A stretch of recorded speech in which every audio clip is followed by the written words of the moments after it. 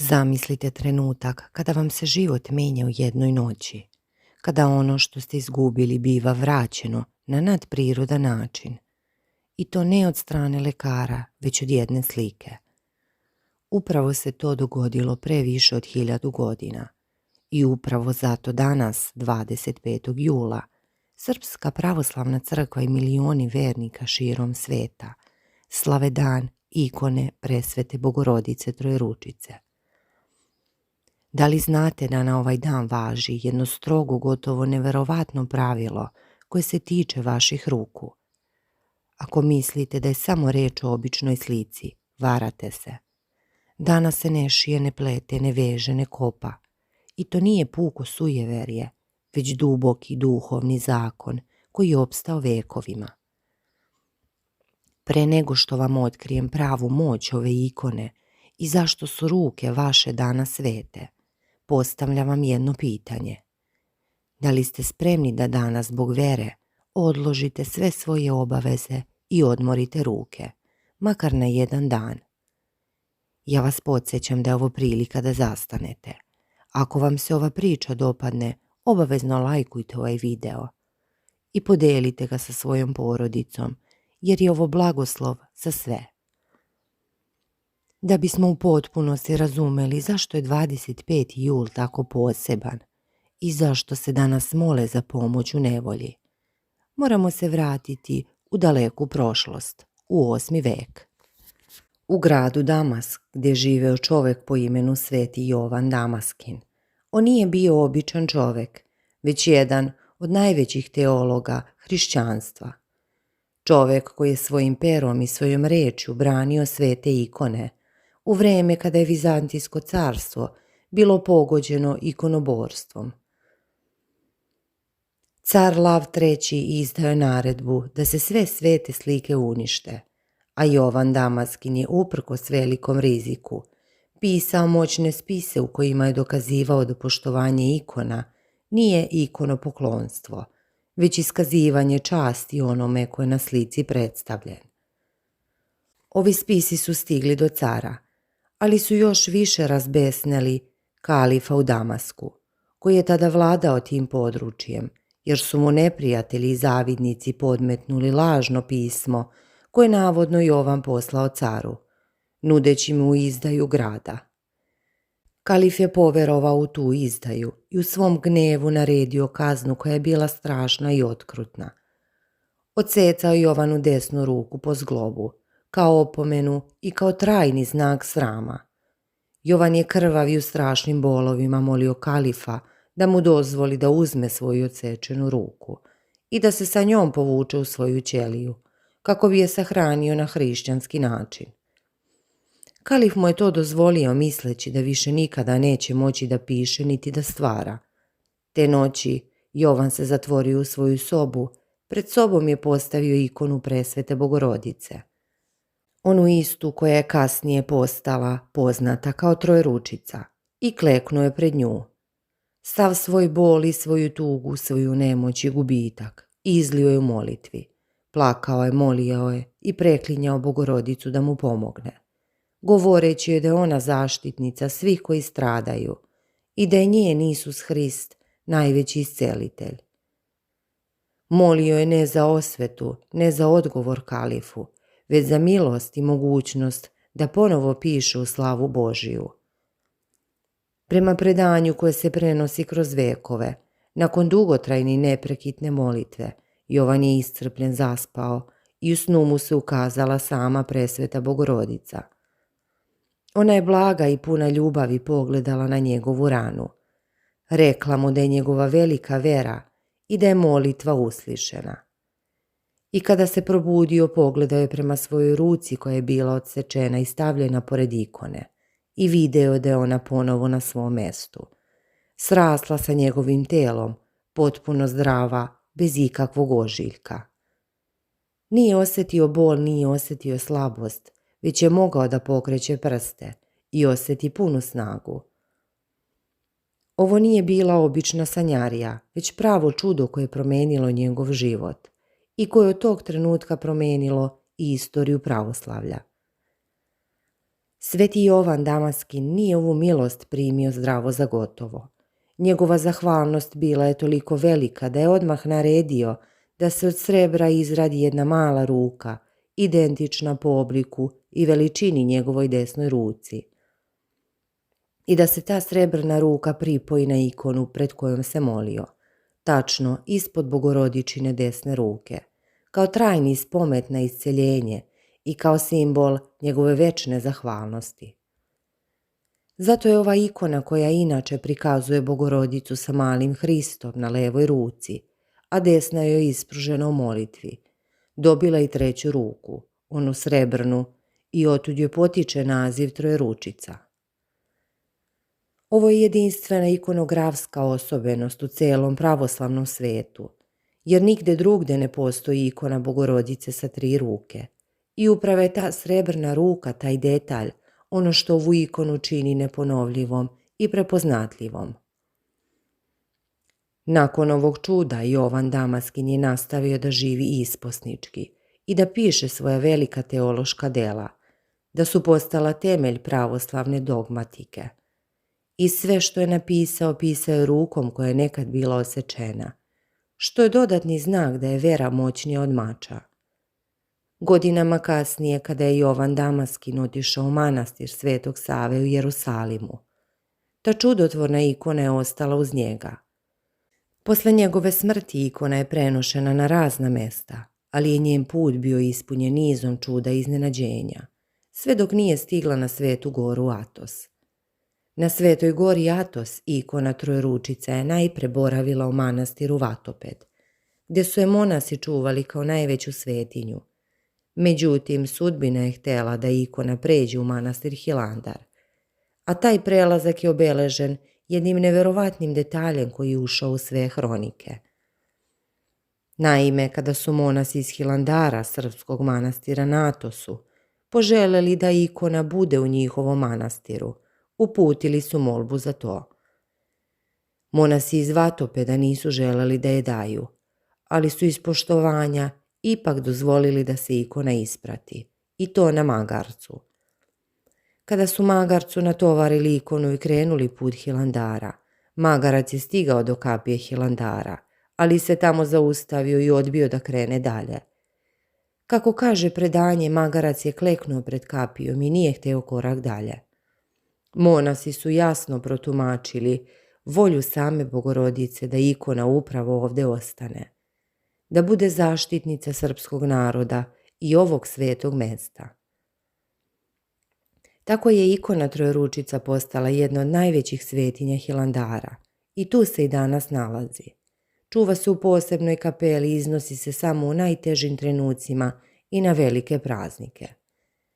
Hilandar je inače osnovao sveti Simeon Nemanja i njegov sveti sin Sava, a ova ikona je vekovima bila duhovni štit ovog manastira, a preko njega i celog srpskog naroda. Mnogi istoričari i teolozi spekulišu o tome zašto je baš Hilandar odabran i veruju da je to zato što je Bogorodica prepoznala u srpskom rodu veliku veru i odanost, jer su Srbi vekovima gajili posebno poštovanje prema Bogorodici, nazivajući je zaštitnicom srpskom. Ova ikona je toliko uticala na duhovnost da su je vernici smatrali ne samo isceliteljskom ruku, već i zaštitnicom od svih opasnosti, od požara, od rata, od neplodnosti i od duhovnih sumnji. Danas, 25. jula, slavimo upravo ovu ikonu. Liturgijski kalendar Srpske pravoslavne crkve ovaj dan posvetio upravo sećanju na čudu svetog Jovana Damaskina i na prenošenje ove ikone.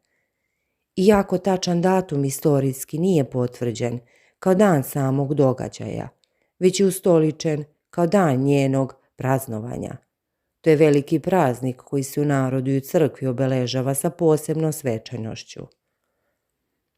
Zbog toga danas svi pravoslavni vernici, ne samo u Srbiji nego i širom sveta, posećuju crkve i manastire, pale sveće i preklinju Bogorodicu za pomoć.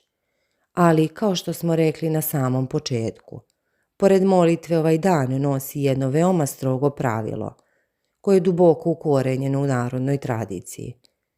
Ovo nije izmišljotina, nije prazno verovanje, već običaj koji ima svoju teološku i praktičnu osnovu. Kada kažemo teški poslovi, mislimo pre svega na šivenje, pletenje, vezanje, kopanje i sve druge aktivnosti koje zahtevaju naprezanje šaka i prstiju. Zašto baš ovi poslovi? Spekulacije koje kruže među sveštenicima i narodnim mudracima ukazuju na nekoliko razloga.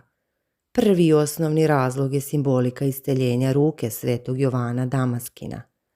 Danas, na dan kada se sećamo te ruke koja je ponovo srasla, ne priliči da naše ruke budu u napornom, grubom i fizičkom zahtevnom radu, jer bismo time, makar u simboličkom smislu, vređali moć isceljenja. Drugi razlog je duhovni odmor, jer je cilj praznika da se ljudi oslobode briga i materijalnog rada, kako bi se što bolje posvetili molitvi i razmišljanju o Bogu. Kada su vam ruke zauzete iglom, koncem, motikom ili mašinom, vaš um je rasejan i vaše srce je daleko od Boga, ali upravo danas Bogorodica želi da budete potpuno posvećeni.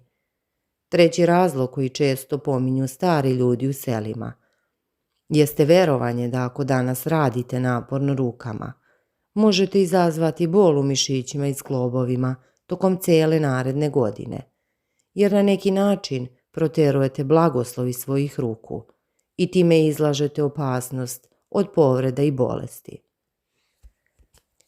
Kada govorimo o pomoći i nevolji, ova ikona je posebno poznata po tome što mnogi veruju da je najbrža i najmoćnija kada su u pitanju bolesti ruku i čašenja, reumatizam, artritis, pa i sindrom karpalnog tunela koji je danas veoma čest među ljudima koji rade na računaru.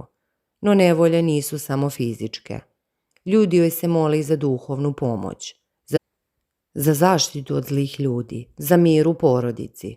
Zanimljivo je da ova ikona povezana i sa problemima sa decom, jer mnogi koji ne mogu da imaju potomstvo dolaze pred ovu ikonu i mole Bogorodicu da ih blagoslovi, a u narodu kruže priče o mnogim ženama koje su posle molitve pred Trojručicom začele.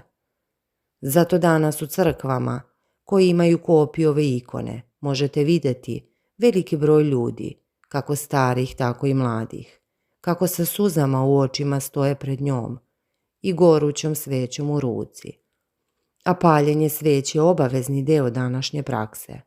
Ta sveća simbolizuje vašu veru, vašu molitvu i vašu želju da vaša nada bude topla kao plamen i da dopre do neba. Preporuka crkve je da danas zapalite sveću za zdravlje svoje i svojih ukućana, a posebno za one koji pate od bolesti ruku, i da prilikom paljenja sveće u tišini pomislite na svoju molbu. Neki vernici donose ulje za lampadu i to ulje kasnije koriste za pomazanje bolesnih delova tela, jer veruju da je blagoslovljeno molitvom i da može da donese olakšanje. Osim molitve i paljenja sveća postoji još jedan veoma važan čin koji se danas preporučuje, a to je davanje zaveta. Zavet je obećanje koje date Bogu i Bogorodici da ćete, ukoliko vam usliši molitvu ili bezuslovno iz dubine zahvalnosti, učiniti neko dobro delo ili se nečega odreći. Šta sve može biti zavet? Najveći zavet koji se daje na ovaj dan jeste post. Ljudi se zavetuju da će postiti jedan dan u nedelji ili da će ako dobiju isceljenje postiti 40 dana ili da neće jesti meso, mleko i jaja na određeni praznik. Međutim, zavet nije samo u hrani, on može biti i u delima. Recimo, može se zavetovati da ćete posetiti nekog bolesnog komšiju, da ćete pomoći siromašnoj porodici, da ćete dati milostinju, da ćete posetiti manastir i pokloniti se ikoni, ili čak da ćete se redovno moliti svako veče, ako vam se zdravlje vrati. Zavet je lična stvar, nije zapisan nigde, ali se pred Bogom veoma obavezuje. Osim toga, neki ljudi danas odluče da počnu neki veliki duhovni podvig, da se pripreme za pričešće, da oproste nekome koji ih je uvredio, jer je ovo dan pomirenja i milosti. Zavet je ono što produžava blagoslov I nakon što se praznik završi, i zato mnogi sveštenici apeluju na vernike da ne propuste ovu priliku da Bogu nešto obećaju, jer to obećanje mijenja život i ugrađuje nas u Božji plan. Kada se zavet ispuni, često dolazi unutrašnji mir, sigurnost da niste sami i da vas Bogorodica čuva. Dok prilazimo kraju ove obimne priče, moramo se podsjetiti onog običaja koji nalaže da danas obavezno učinimo dobro delo. I ovo je najvažnija praktična preporuka. Dobro delo ne mora biti veliko, ne mora biti novčani prilog. Može biti osmeh, može biti posjeta usamljenoj baki, može biti telefonski poziv bratu ili sestri, može biti pomoć u čišćenju zajedničkog prostora, a može biti i opraštanje. Zapravo, opraštanje je najveće dobro delo koje možete učiniti, jer oslobađa vaše ruke od tereta mržnje. Kada oprostite, vi svojim rukama koje ste odmorili od rada, pružate zagrljaj i mir i time najbolje slavite svetog Jovana, koji je oprostio onima koji su mu odsekli ruku, jer ih nije mrzeo već se molio za njih. To je suština pravoslavlja, to je suština praznika Trojeručice. I na kraju zapitajmo se ponovo, šta vi danas možete uraditi? Da li možete da odvojite vrijeme da odete do najbliže crkve da zapalite sveću? Ne samo za svoje ruke, već za ruke onih koji trpe, za lekare, za hirurge, za sve one čiji posao zavisi od zdravlja šaka. Da li možete da postite ili da date zavet da ćete biti bolji čovek? I da li ste spremni da ovo znanje podelite sa svojim prijateljima i porodicom? Jer ako niko ne zna za ovaj običaj, ko će ga se setiti? Zato vas još jednom molim, podelite ovaj video. Lajkujte ako vam je značajan, a u komentarima napišite kako vi danas slavite Trojeručicu. Da li ste odmorili ruke? Da li ste otišli u crkvu? Da li ste imali neku molitvu koja vam je uslišena? Vaše svedočanstvo može da ohrabri nekoga ko je u teškoj nevolji i ko možda ne zna kome da se obrati. A sada ne zaboravite, 25. jul je dan kada svaka ruka može da bude isceljena. Svaka nevolja može da bude prevaziđena ako u srce primimo veru. Neka vam ovaj dan donese milost i mir, neka vam ruke budu zdrave i neka vaša duša bude ispunjena zahvalnošću. I zapamtite, ova priča nije gotova. Ona traje svake godine i svake godine, kada 25. jul osvane, mi se ponovo prisjećamo čuda, obnavljamo zavete i širimo dobro, jer je Trojeručica uvek tu, sa 3 ruke, spremna da nas podrži i zaštiti na svakom koraku.